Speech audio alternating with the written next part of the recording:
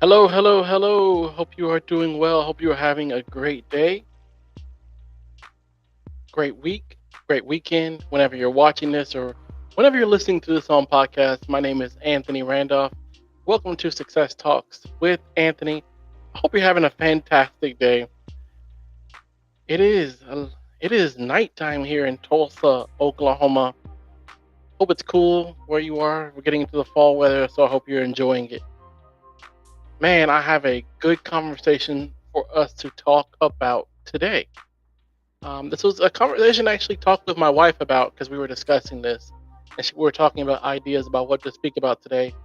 And when we started talking, another idea generated, and I can't wait to discuss it with you because I think it's a question that we all have to answer at one point in our life, or we get asked this question at one point in our life.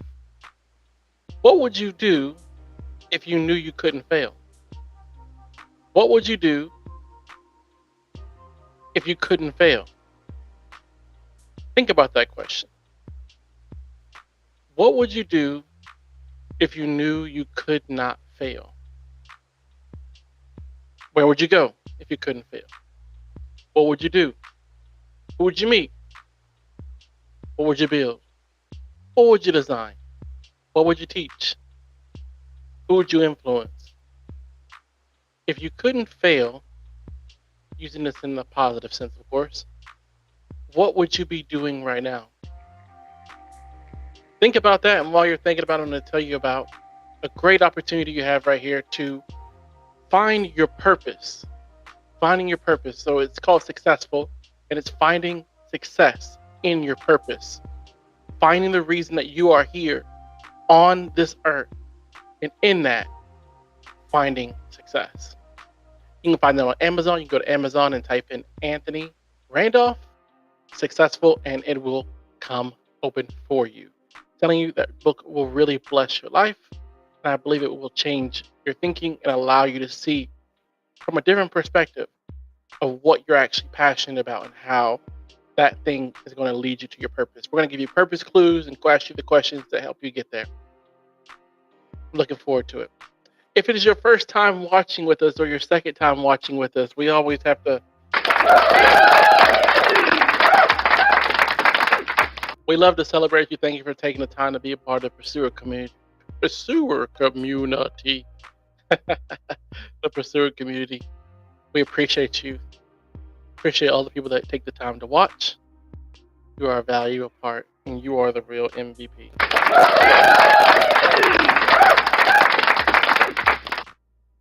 And this is for the person that had a really hard day and no one said thank you. Thank you. Thank you for doing what you do.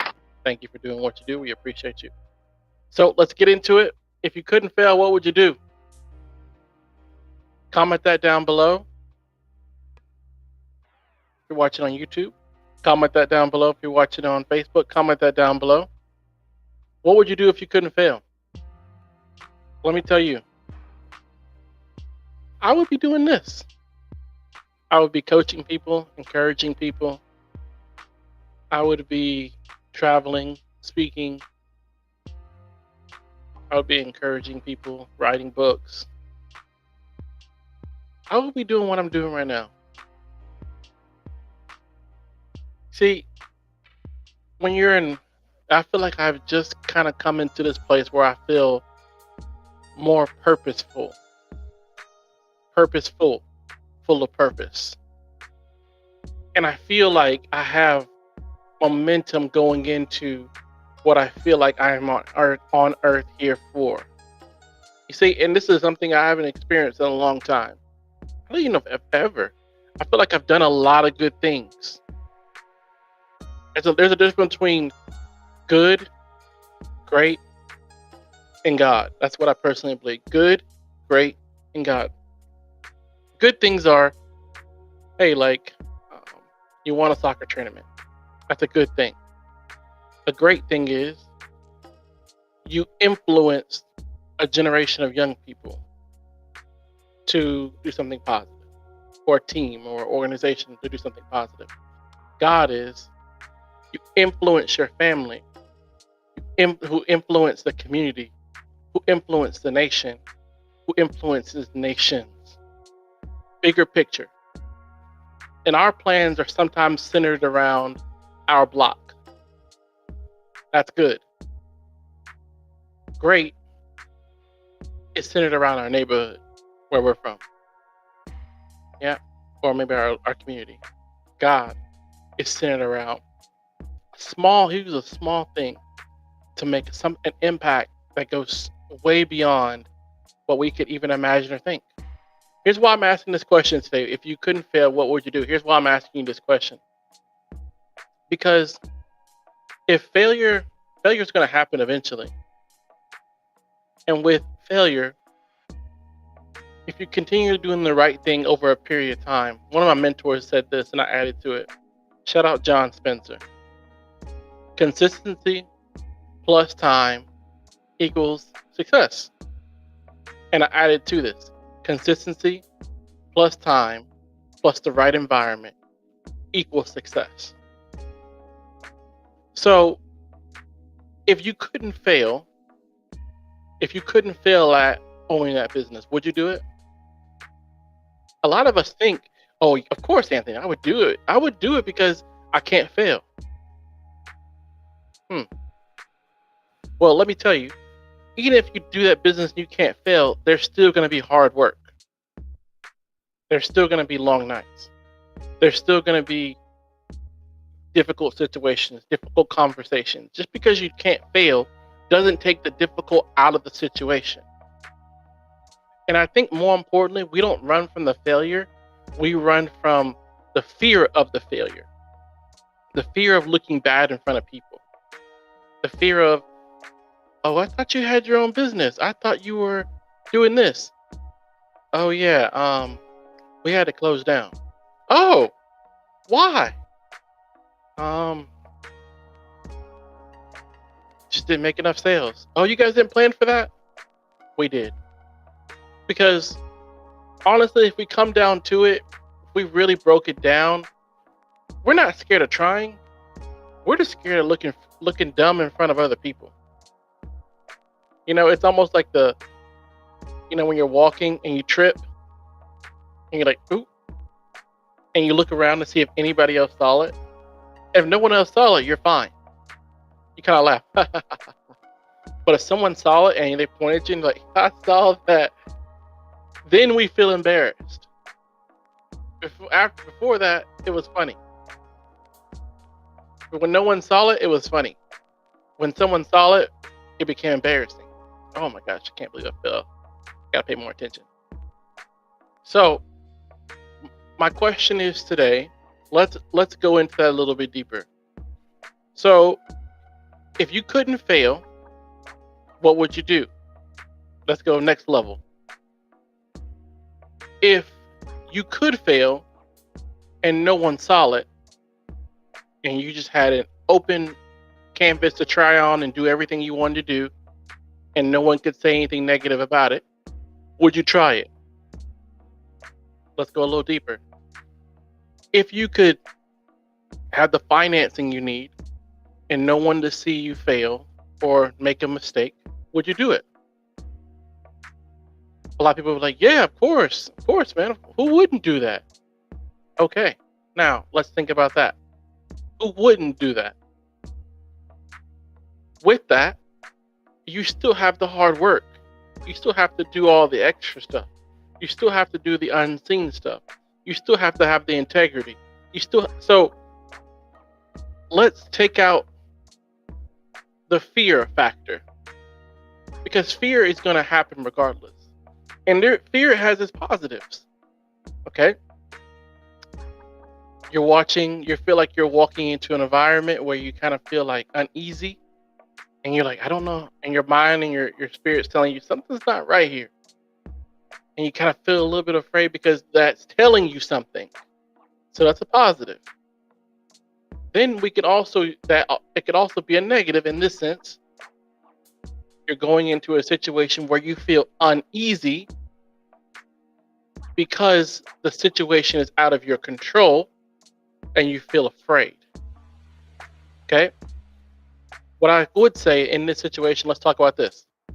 How do we beat the fear so that we can do the thing and not be afraid to fail? I didn't say you wouldn't fail, I said afraid to. Yeah, afraid to. So let's talk about that a little more. What you're afraid of, okay, let me give you an example. My first house that my parents bought, it's in Bon Air, Georgia. Okay, and it was out in like a kind of the country area a little bit, not like super country, but just more like away from the city. And it would get like country dark, very little street lights. And my mom and dad would tell me to go take out the trash. They would tell me to go take out the trash. I'd take the trash. I'm probably like 10 years old at the time, 10 or 11. And I would go take out the trash. And I would have to walk around the house. And the trash can was against the house, but there was no lights around. And we were kind of like in the country a little bit where you could hear all the crickets and all the birds and all the noises, stuff like that. So we would walk out. I would walk out. And as soon as I got to a really dark place, I would look, because everything is louder at night. It just is. Like, you'll see the same cricket in the midday. It's calm. At nighttime, it sounds like a jaguar chasing you down. So I would take out the trash. I'm looking around. I'm like, oh my gosh, something's gonna get me. And so I'd get to the trash can. I'd throw the trash can in the trash, and I'd sprint back inside. And I'm running as fast as I can. And then one day my dad came to the door and he goes, "What are you running for?" And I was like, I don't know. He said, I'll give you the context of this after this. He said, "Man, don't nobody want you." And what that meant was, what you're running, there's nothing out here to get you. And you know how in your mind, well, let me tell you the perspective I was thinking. Like I'd watch these where there's like always a villain waiting behind the trash can to grab you and knock you over the head and take you with them or whatever. And I'm like, and my dad's perspective gave me this thought process of what you're running from is actually nothing. You're not running from anything. You're not running from anything. So what if what you're scared of is actually nothing? Well, Anthony, what if I fail and I lose his money? Well, that is a true, real statement. That's real. And what if you don't? What if you don't?